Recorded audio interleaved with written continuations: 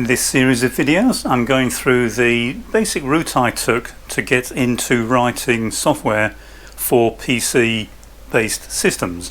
So that is really the Intel series of processors. And I started this back right at the beginning of the 1980s. And in the previous videos in this series, I've gone through how I acquired some basic hardware.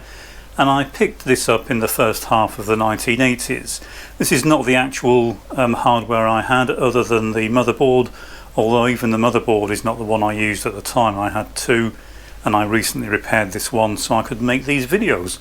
All the rest of this I bought really for this series of videos, including the monitor.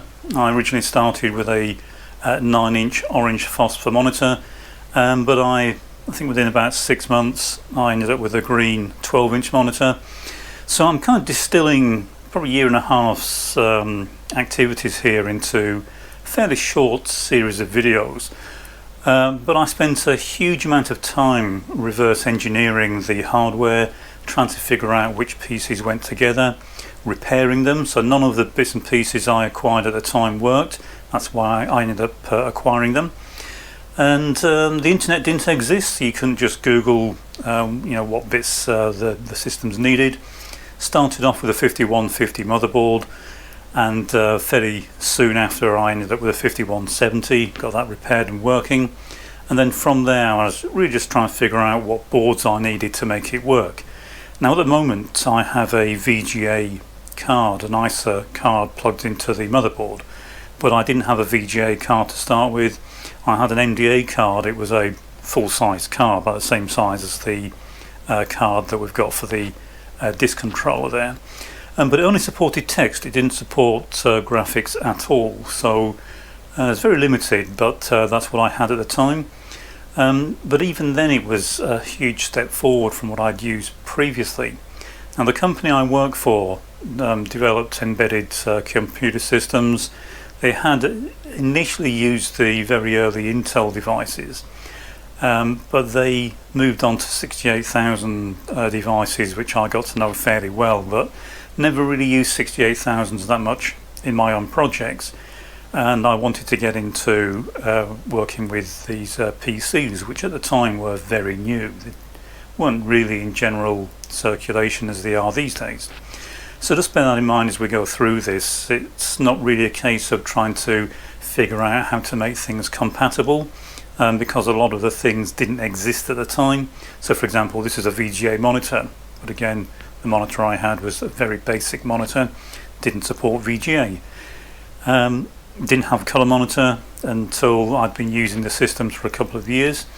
The only real difference between what's here in terms of its functionality other than the VGA is I didn't initially have the hard disk. I was always booting to a floppy disk, and it wasn't for about 6-8 months before I got a hard disk. Again, it didn't work. I had to repair it, but I ended up with something that was fairly akin to what we're looking at here. Now this monitor I bought off eBay recently. Didn't work, of course, as I didn't expect it to. It's very old, but it was just a single capacitor, needed changing, and now that works fine as well. So what I want to cover in this particular video is how I got really started with programming, and in the next video in this series we'll look at some of the tools in a bit more detail. But I'll start with the general process and the basic route that I took.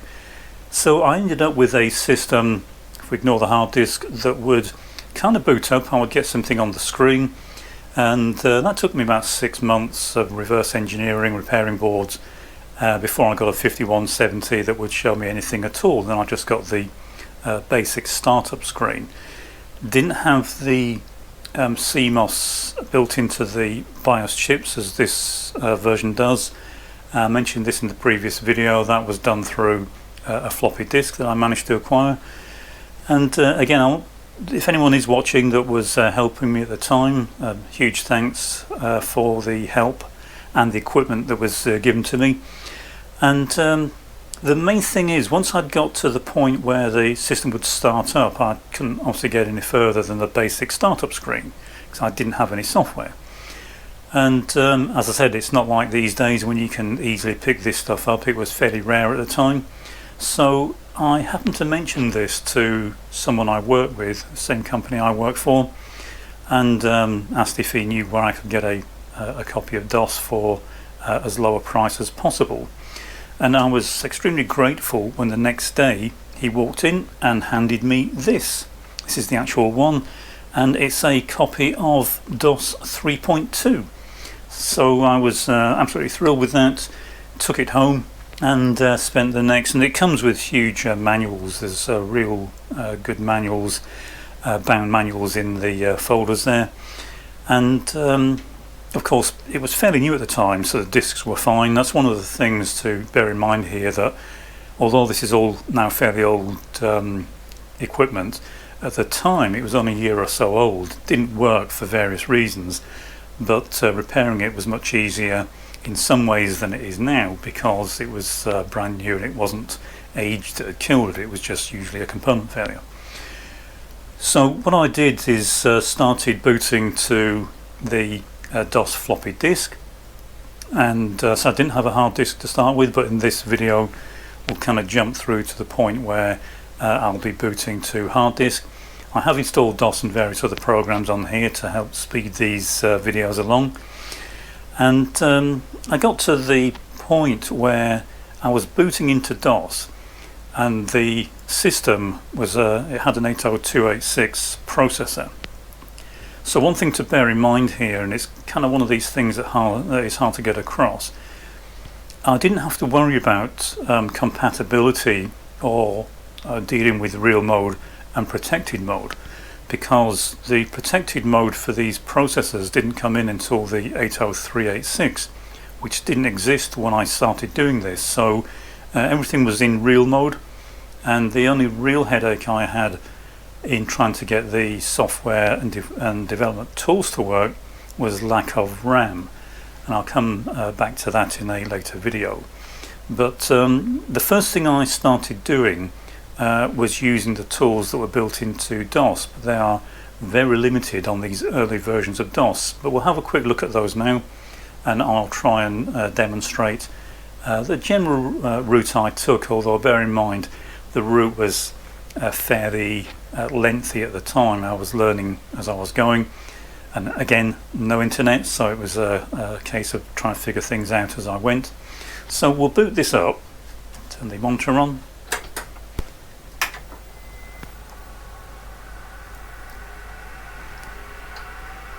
Now unfortunately this monitor does have white phosphor, but you'll have to imagine it as being green, which is what the monitor I had at the time was.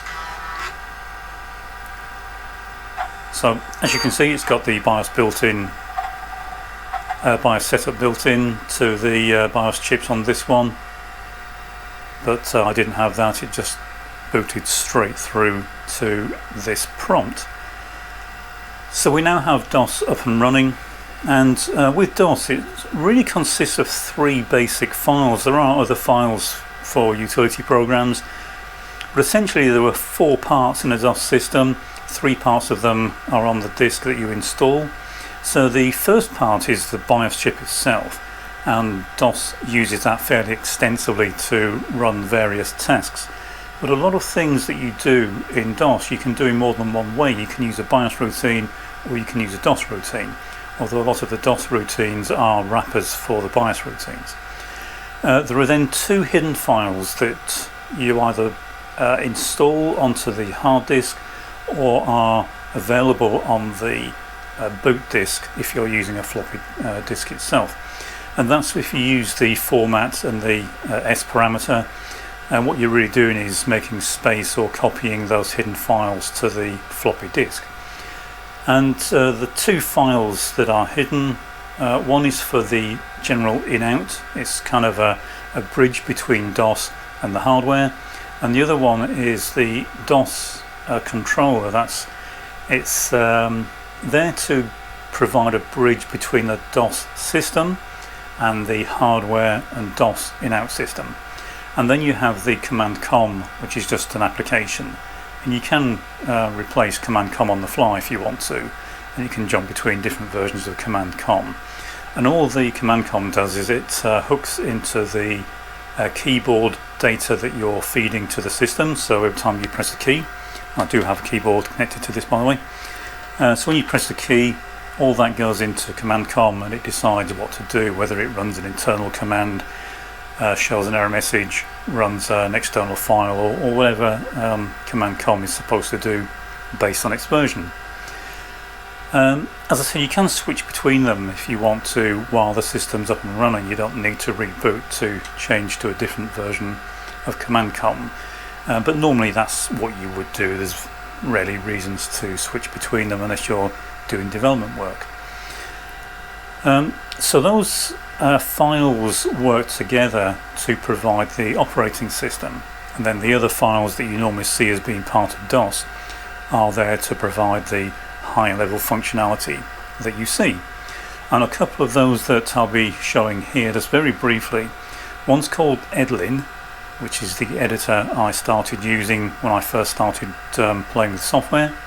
Very basic editor. It's not really even an editor, it's just a text file writing tool. And the other tool that's a bit more useful was called Debug. So we'll have a quick look at those now. That's what I started with. Didn't have any compilers or anything other than Debug, so we'll look at that now, and I'll just explain the basic route that I took. But as I said, bear in mind this went on over quite a long period of time. So I'll move the camera a bit closer to the monitor so you can see it a bit more clearly. I'll also dim the lights a bit, so hopefully you can see what's actually on the screen. So once we boot DOS up, we end up with this command prompt. One other thing I should say that's part of the system once you boot it up is the BIOS chip that's in the video card, or any other card you might have plugged in that you can run ROM code from. But we'll ignore that for now. We probably will come back to that in a later video, but for now we'll ignore that. But you end up with this command prompt when you just basically boot into DOS, and then you have various functions that are provided directly from command com. So the first one is we want a directory listing, so dir. Now one of the things I generally did very early on when I started doing this is I found I was writing a lot of commands over and over again, such as dir, and it got a bit tedious even though it's a fairly short command.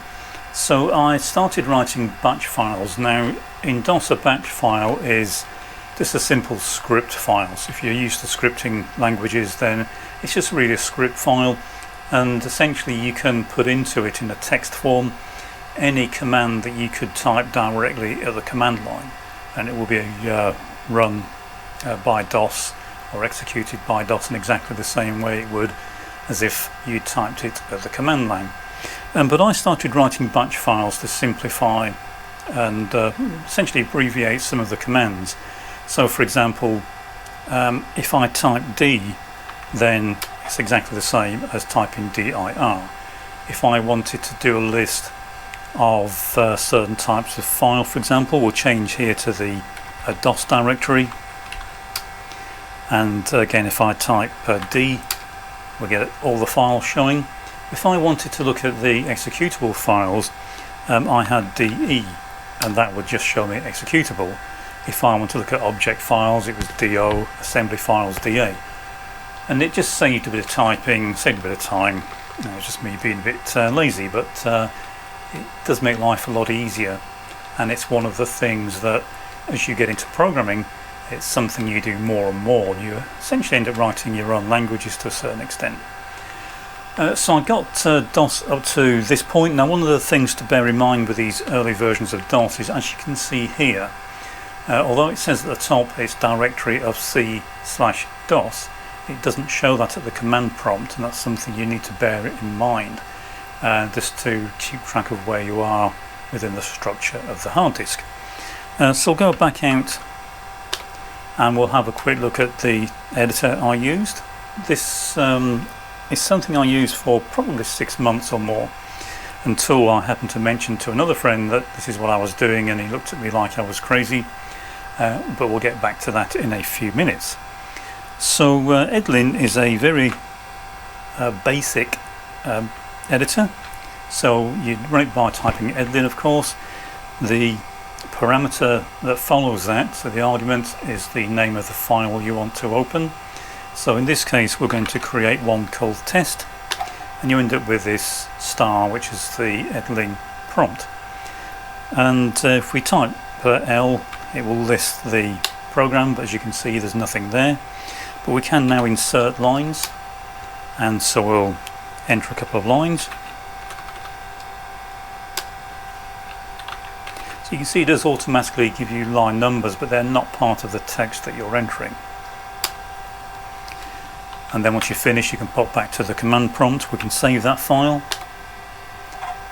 and if we look on the directory, you can see we now have that file at the bottom. It's 15 bytes long. But if we open it again,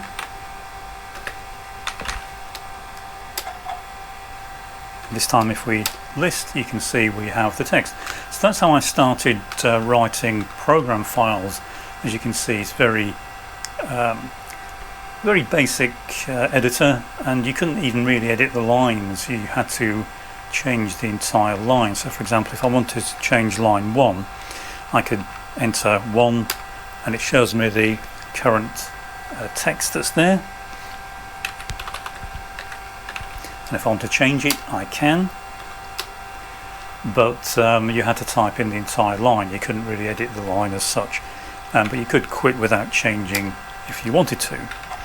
So it worked reasonably well. It's very slow and certainly isn't suitable for any programs that are more than maybe 20 or 30 lines long.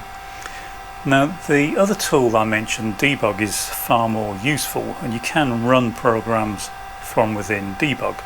So I'll just type debug and it will start the tool running, and again we have this command prompt, as you can see. And this time if we start trying to run various debug commands, for example, U will unassemble the instructions at the current address, and we can look at the register values. We can change register values. So if I want to change for example the instruction pointer register, we can do that. It's currently set to 100, but I could set it to maybe 200, and this time if we unassemble we'll get different code showing. So you could unassemble code, you can unassemble or disassemble program files on the fly, COM files or executable files. You can look at the structure of the header for the various types of file, and you could do quite a lot with this. You can even step through actual code and step through programs, whether the code is in memory directly or if it's a file that you've loaded. And you can do an awful lot with it. I won't demonstrate it in depth here. If you want a full demonstration, leave a comment. But it was very useful, and I spent a lot of time using debug to trace through and single step through BIOS calls. So I'd write a very simple program. You can write programs within debug, albeit in a very basic way. You can save what you write to a file. You can save memory to a file. It's very flexible, quite powerful.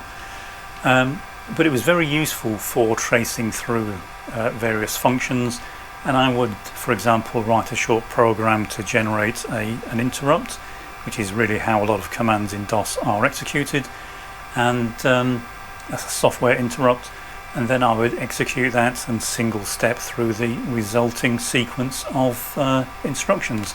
And you could learn an awful lot doing that. And I spent probably the best part of 6 months or a year doing that, going through this, really learning the internal workings of a system like this. But you can only go so far doing that. So the issue I had now was I wanted to start writing bigger programs. So the problem in wanting to write bigger programs is I didn't have an assembler, and without an assembler or a compiler, writing bigger programs is very difficult. And I was talking to another friend at work, and he was interested in computers as I was. Most of the people I work with were into electronics or computing in some form or another. That was the nature of the company I worked for. And again, I was delighted when the following day, after having a discussion with him, he handed me a version of Turbo Assembler, version 1, the very first version. He bought this, came with two different sets of discs that came on 3.5 inch discs and 5.25 inch discs. So he gave me the 5.25 inch discs and the set of manuals that he had, and I kind of read these to death, read every single page many times, and used that as a tool to learn to program. So we'll move the camera back to the monitor and I'll show you how that works.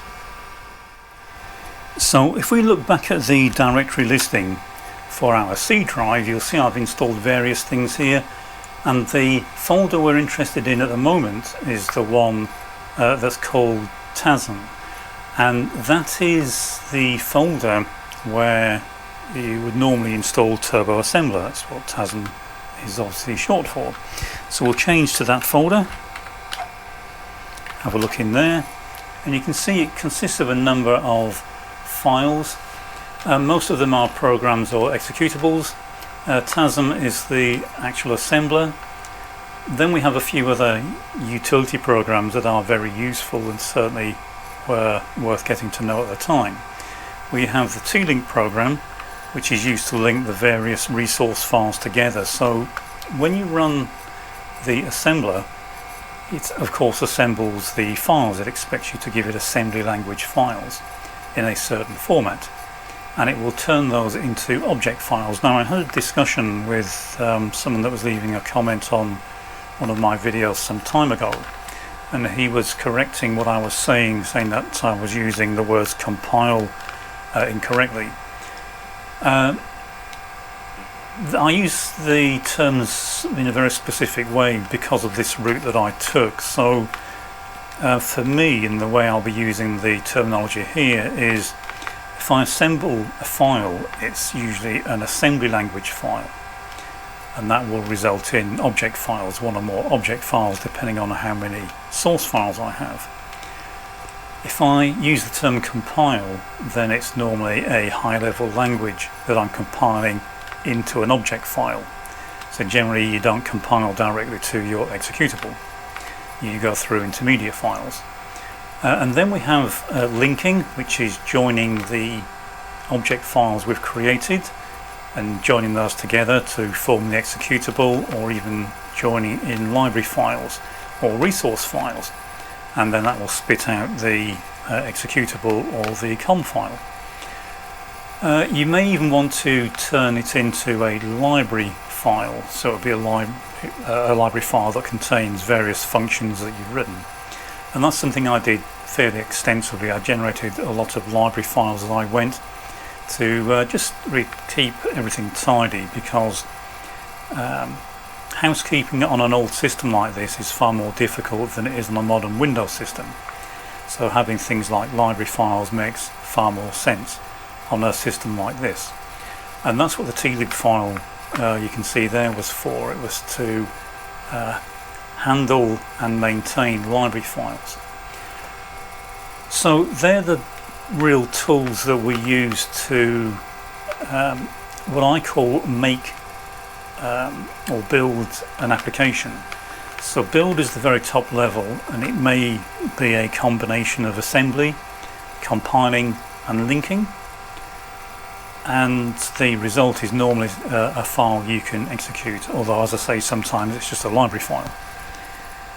So to run TASM, you would normally just type TASM and then the name of the assembly file that you want to assemble, or if you just type the word TASM on its own, you get this useful help popping up, and it tells you the parameters that it will accept.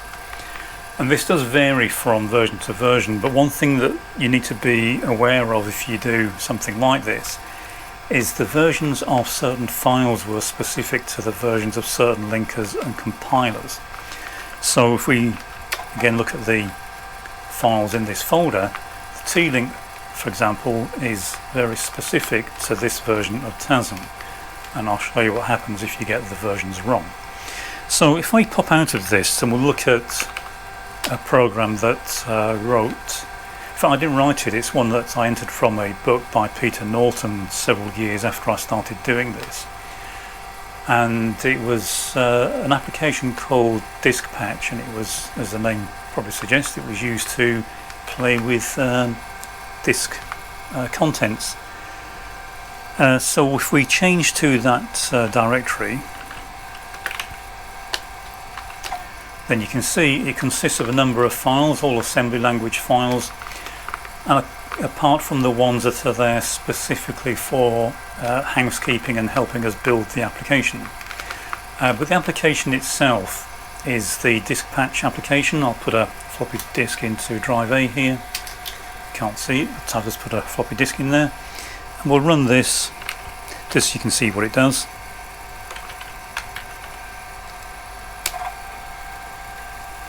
And as you can see, it shows us the contents of the disk, and we can go through a sector at a time, look at the contents, and if we want to we can edit the contents one byte at a time, and if we want to we can write that data back to the disk.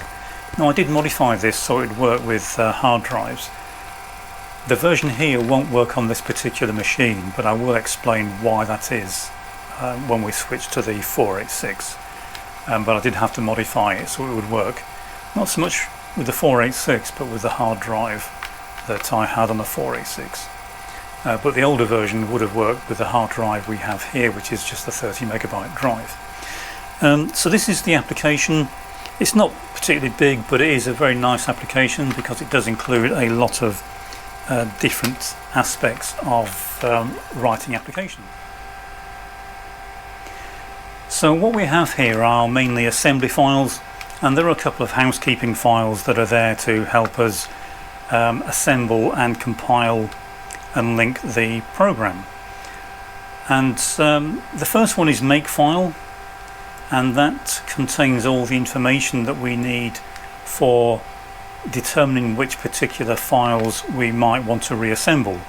So the way it works is the system checks to see if the assembly file is newer than the object file, and if it is, then it recompiles the assembly file to create a new up-to-date object file. If they have the same timestamp, it doesn't reassemble them, and that's quite a time saver. These old systems were fairly slow to compile and assemble code, so especially with big applications, if you could avoid having to reassemble or recompile large files, it could save you a lot of time. So that was quite a time saver. The link info file towards the bottom is there just to tell the system how we want to go about linking the various parts together. So to use these two files we use a utility called make. Now this is where you can get tripped up if you are not particularly familiar with DOS.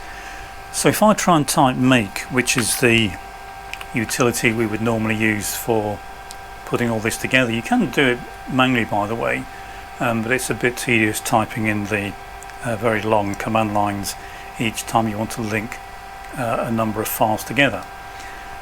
But if we type make, we'll get an error. Now the reason for that, it becomes apparent if we pop back to the root directory, and we can see there's a file here called auto-execute bat, and that file is a batch file that's run every time DOS starts up. So we'll have a look in there.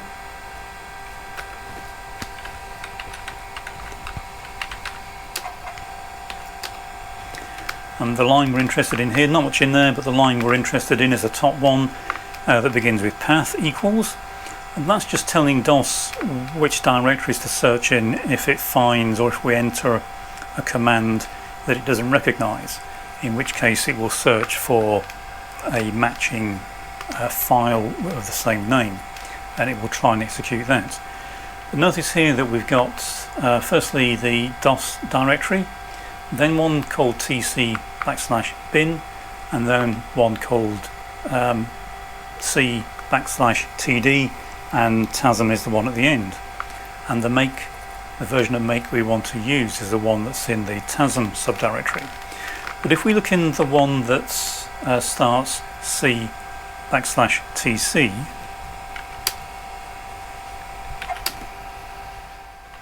okay, so notice about 2/3 of the way down we have a version of make. But that's the wrong version. That's not the one we want to run here. It's not compatible with the version of the system we're trying to assemble here. So we want to run the one that's in the TASM directory.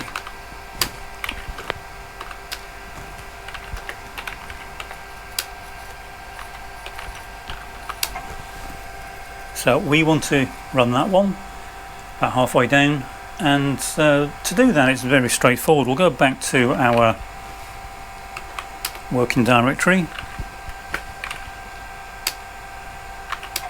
You see I have our files, and we want to run the version of make that's in the TASM directory. So it's very easy to do. All we do is give it the explicit path.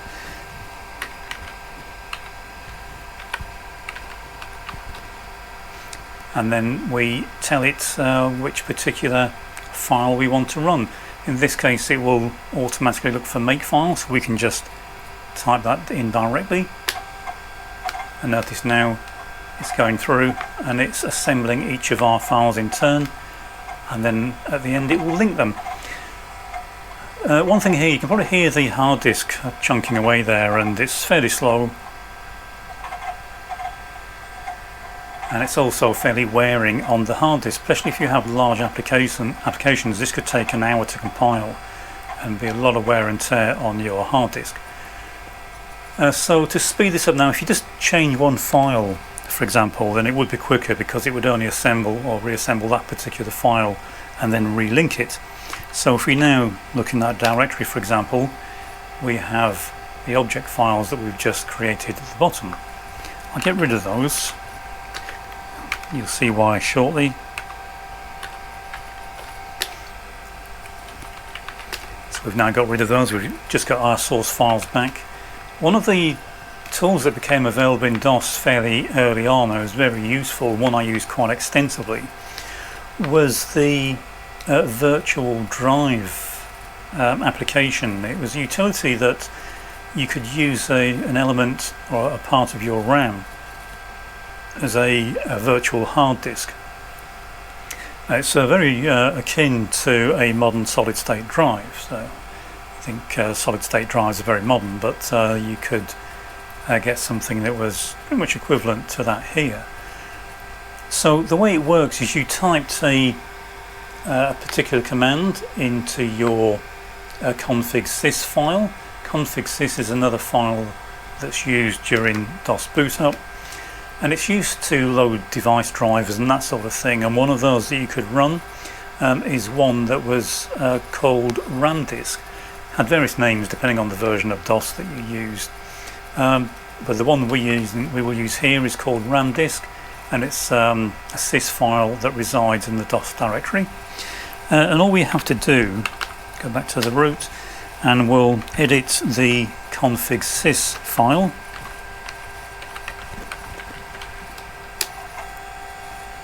If we list it, you can see there are currently only 2 lines. We're just going to add a second line, and we're going to load a device driver. So we just type device equals, and then we type in the string that starts up the device driver that we want to actually use. In this case, we know that it's in the DOS directory, so we tell DOS specifically where it is. We need to do that here because the auto-execute bat file hasn't run at this point when this is executed, and so we can't rely on the path statement for DOS to be able to find the config sys file. Not the config sys, but the device driver file. And then we give it the name of the actual file we want to run. So in this case it's RAM drive.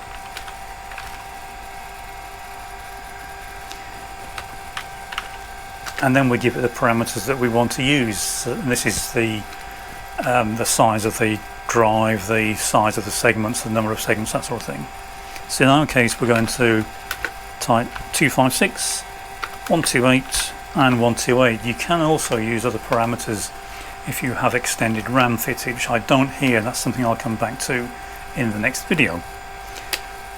So if we now list that file, you can see we've added our device driver, and we'll save this and I'll reboot the system.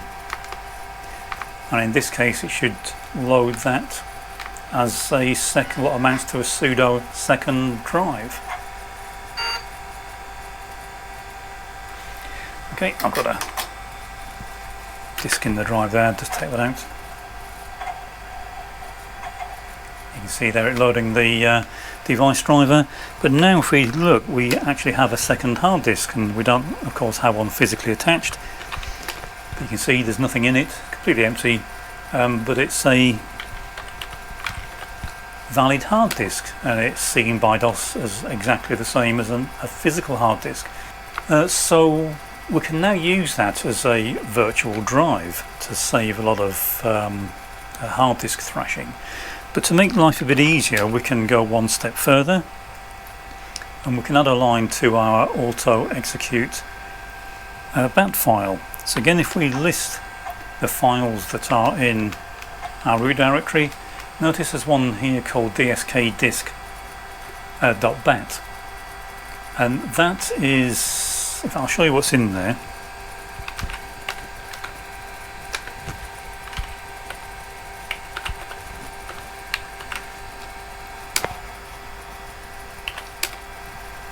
So just 4 lines, and it's used to create a folder in our virtual drive and then copy various files across.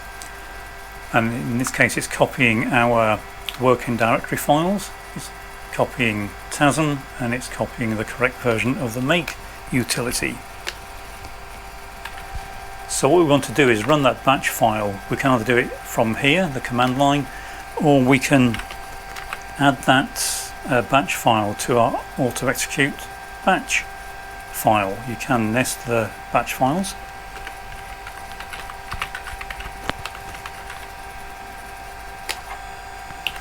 And if we look in here, you can see we have the text we saw previously. In this case we're going to change line 6, the last line, and I'm going to add just a simple line to run that batch file. If you remember, it's called dskdisk.bat. So you can see it's there at the bottom. We'll save that. If I now reboot the system and we watch as it boots up, it will start up DOS, and during that process it will create our virtual hard disk, and then it will copy the files across to the hard disk that we want to work on. Just now copying the files. So it's done that. If we change now to our virtual drive, you can see we have our folder there, and we have our working files.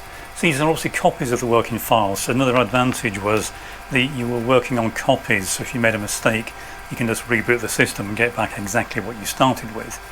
But now if we type make, and you listen, and you can't see the hard disk, but you won't see it doing anything anyway, but if we type make, notice there are no object files here, so it's going to reassemble every single file. And notice complete silence. So it's not using the hard disk at all here, it's doing all this in RAM. It's a lot quicker, and it saves a huge amount of wear and tear on your hard disk. And we now have all our files assembled and our application. So there isn't a disk in the drive, of course, but you can see it's running. And it saved a huge amount of time. If you wanted to just change one file, it was even quicker. But working like this meant that you weren't constantly thrashing the hard disk. You set this up once each time you start a new application or project, and it saves you a huge amount of time. I also used to have a second batch file that I would run before I finished, just to copy files back to a backup directory. So I then had the original files and the files I'd modified, and it was a very good way of keeping track of what I was doing, and it also saved a lot of time. This was, if for example an application was taking 20 minutes to compile from the hard disk, it might only take 3 or 4 minutes in RAM, and it was a huge time saver. It works better if you have more RAM. That's something we'll come back to in the next video. I'll just move the camera. So as you can see, these systems are old and they seem very basic. You can get quite powerful tools and quite efficient ways of working, something that's very close to working in a Windows system. And it didn't take a lot of work, it was just really getting used to the various tools that came with DOS. DOS started including more advanced tools as it developed, of course, and in particular the assemblers and compilers really started to improve. The version that we're looking at here is version 1 of Turbo Assembler, the very first one they released. Incidentally, Borland is the company I purchased most of my tools from when I started buying them, but their origins are very interesting and quite amusing if you look into it. But the tools I'll be showing are almost entirely the Borland version of the tools, but there were other versions as well. There were versions from Microsoft, for example, that did very similar things, but I preferred the Borland version. So that's it for this video. In the next one we'll look at the more advanced tools that Borland started to provide. We'll stick with this system for now, but once we've looked at the basic tools, we'll switch over to the 486 versions and look at more advanced ways and how the systems started to develop. Over the sort of years, mid-80s towards the end of the 80s, things were really moving quickly, and it was very interesting at the time, and it's a route that this route I would highly recommend for anyone wanting to get into programming. Although it's not really directly relevant in terms of the coding, etc., the general approach is still very relevant, and getting to know the basics of the systems you're working on is also relevant. But the general methodology hasn't really changed very much. The way that you assemble, compile and build applications is still almost identical today.